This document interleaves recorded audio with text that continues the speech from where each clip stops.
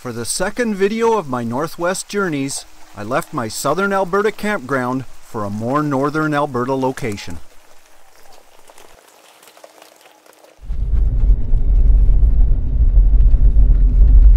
Well, this could be interesting. I'm on a gravel road, and I'm probably going to be on a gravel road for the next 2 hours. So it's good I installed the mud flaps.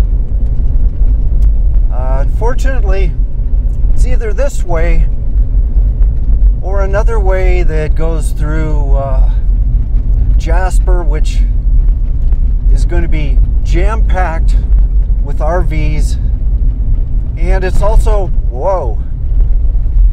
going to be the most expensive gasoline in the area. So I decided to skirt around it and take a forestry road. If you've seen my boondocking forestry roads video, you know that taking logging roads means you have to share the route with logging trucks. At least this one was courteous enough to let me pass.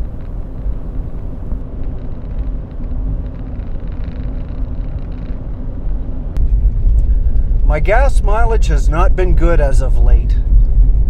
It was great when I was on the highway, but now that I'm in the mountains, it's not good at all.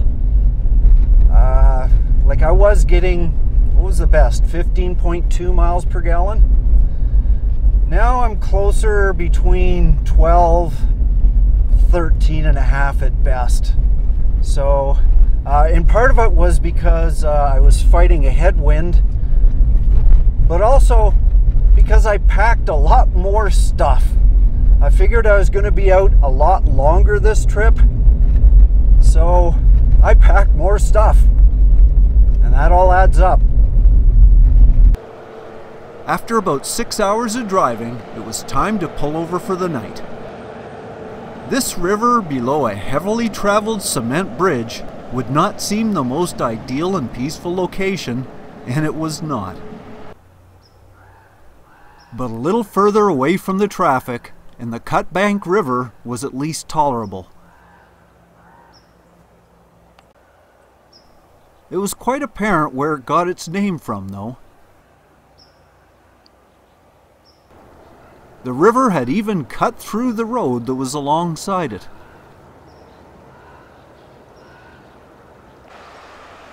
I did, however, manage to find a suitable location to camp and set up for the night.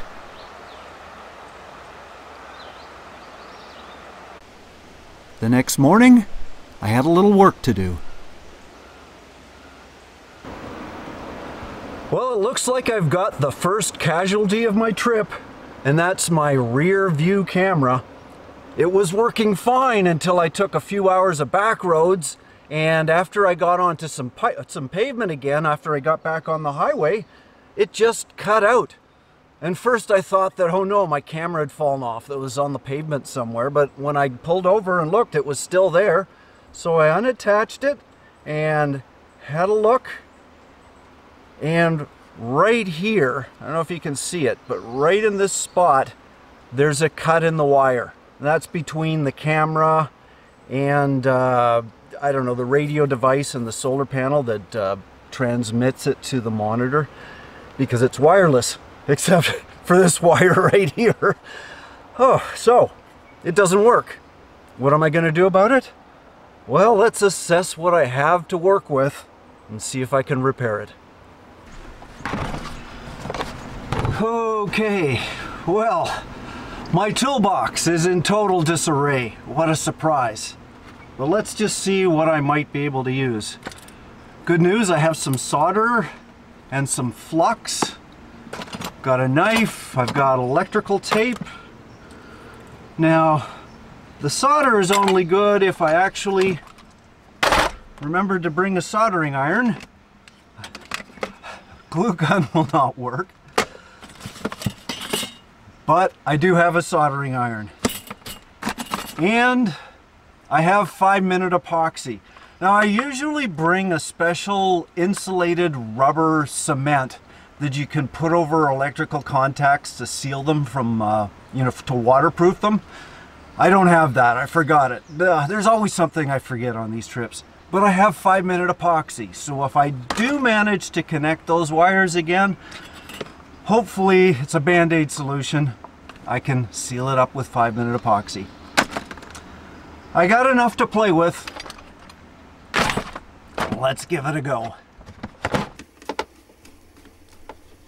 It goes without saying that this is not the correct way to repair a highly technical electronic device. I'm just giving you an example of what typically happens when I'm traveling about.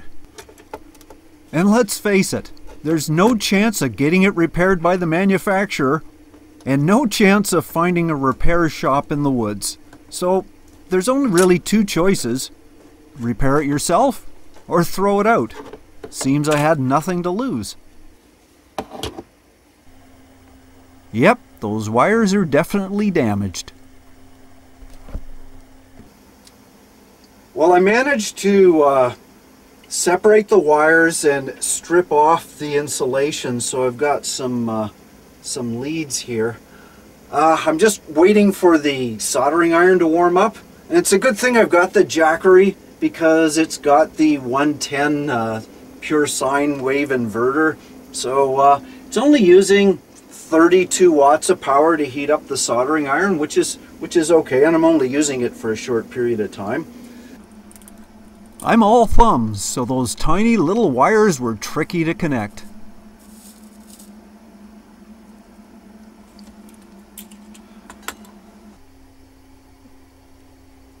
And keeping the wires separated and insulated with the electrical tape was a challenge as well.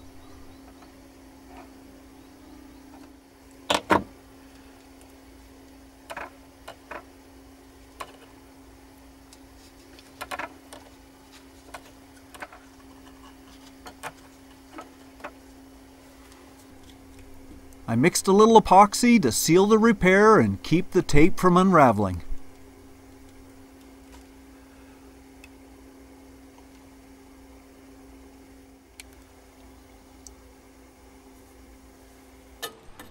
While the glue was hardening, I filed the rough edges that caused the problem in the first place.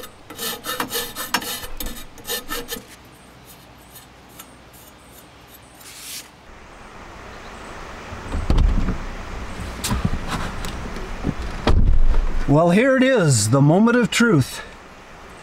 Here's the repaired camera, or hopefully it's the repaired camera. And right there is where I had to repair the contacts, the connection. You can see the epoxy shining away. I'm not going to put it on the back of the trailer yet. Might as well go right to the monitor to make sure it works.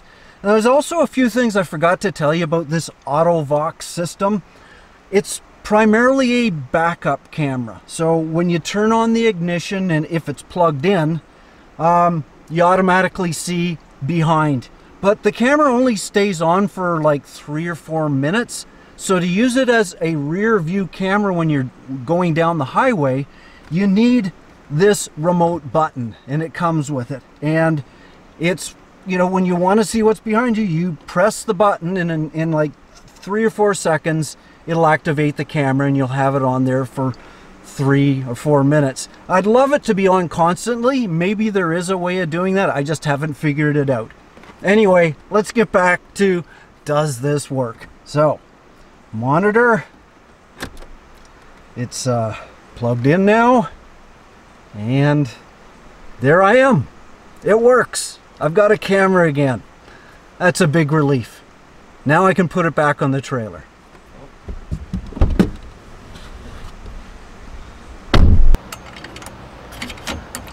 Okay, just mounting it back here, and I did put, you know, as well as filing any sharp areas, I did put some more duct tape just so there's nothing rubbing. They're padded a little bit.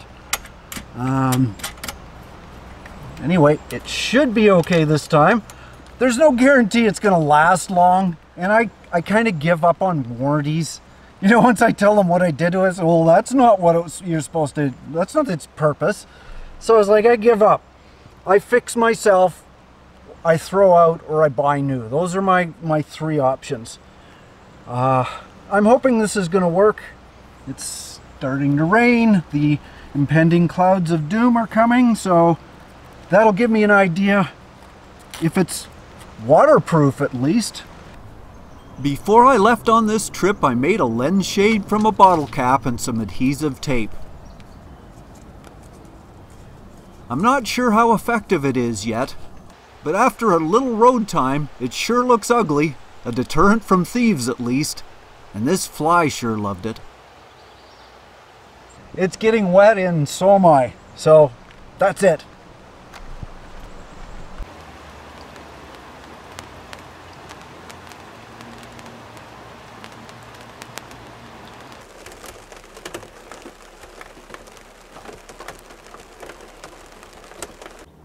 After a slight cloud burst, I did some exploring in the area and found a cute little pond nearby.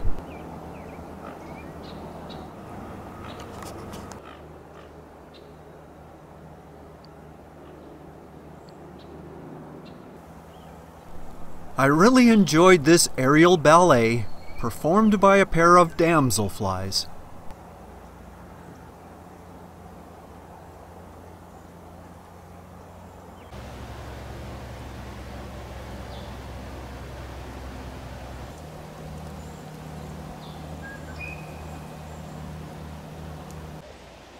But as usual, my stomach started growling, so it was time to head back to the galley. Well, you know, I'm getting kind of hungry. And what am I going to have? Well, I'm going to try out a couple of new things. And one new thing is my bigger frying pan, cast iron frying pan. I've been using them for a long time, but the one I had before was only 8 inches diameter. Every time I cooked, I was still hungry afterwards, so it was time for a bigger one. But one concept I wanted to try with a cast iron frying pan was a Dutch oven. Now apparently, if you have a lid for a frying pan, you can use your stovetop to bake. Now, I priced the lids for these frying pans, and they were ridiculously expensive for just a cast iron lid, but I did find an alternative. And that is a griddle, because along with it's perfect for pancakes and grilled cheese sandwiches, it also makes a lid. However, in the meantime, while I was in town, I got on YouTube, and a fellow YouTuber named Van City Van Life had used this same concept to bake cinnamon buns. And I thought, well, if he can bake cinnamon buns, maybe I can use it for nachos. And I've got my nacho chips, and somewhere in here I have some cheese. Let's try baking nachos. Now do remember, I am not a cook. I'm just hungry. And here's what I want to try. I believe, oh, here it is, that if I get a low flame, about like that, put the frying pan on it, put the griddle on that, and let them heat up, then I can flip them around to actually bake.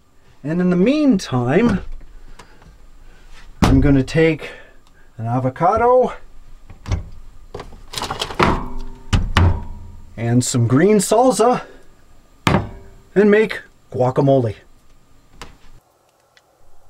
And just a little squirt of lemon juice to give it that tang. Now it's almost heated up. What I'm waiting for is just see a little bit of the oil to heat up. And that tells me if I see a little bit of smoke, and I do now, that it's probably hot enough. So on goes the cheese.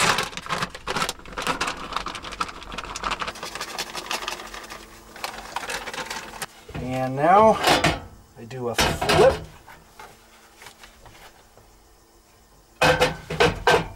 Like that. And give it a few minutes. Oh, I can smell it. It smells good and I can hear it. Okay, the moment of truth. Oh yeah!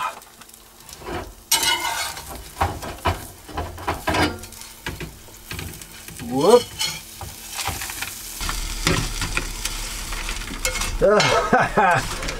Okay, well, I'm not good at scraping up nachos. That's obvious.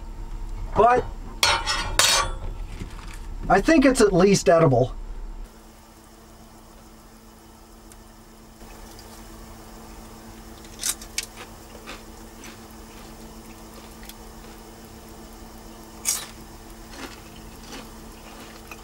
I'd eat that.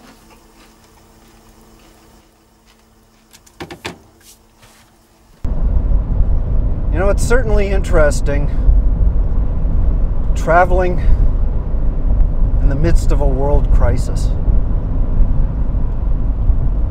You know, caught a lot of people off guard.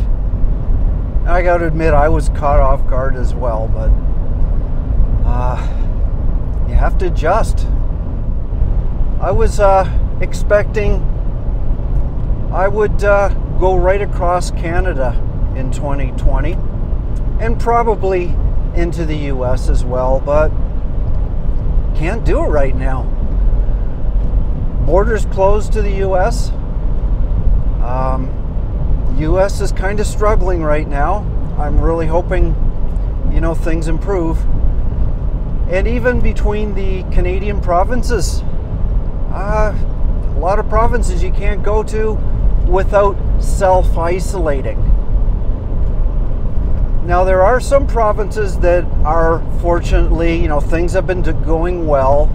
Things are reasonably under control. And so they formed little bubbles. I think, is it Nova Scotia, New Brunswick, and PEI is one bubble. And Yukon and BC. But Alberta and British Columbia, you're allowed to travel, but you've got to be careful. And so that's why my next destination is BC.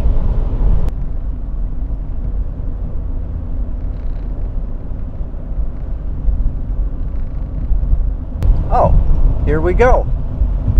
Here's the BC sign. I'm now in British Columbia. I didn't have the other camera ready, so you'll have to trust me on that. Kind of came up rather quickly.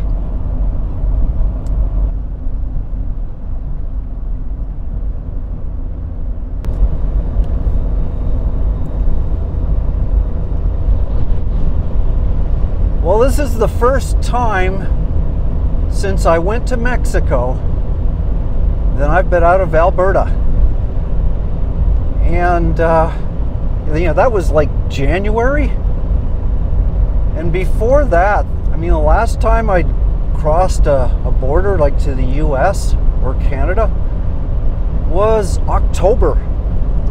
So it really feels good to be out and being able to cross the border. I love Alberta, and there's so much more to show. But it is nice to just have that little bit more freedom to travel. And yeah, I'm going to take advantage of it.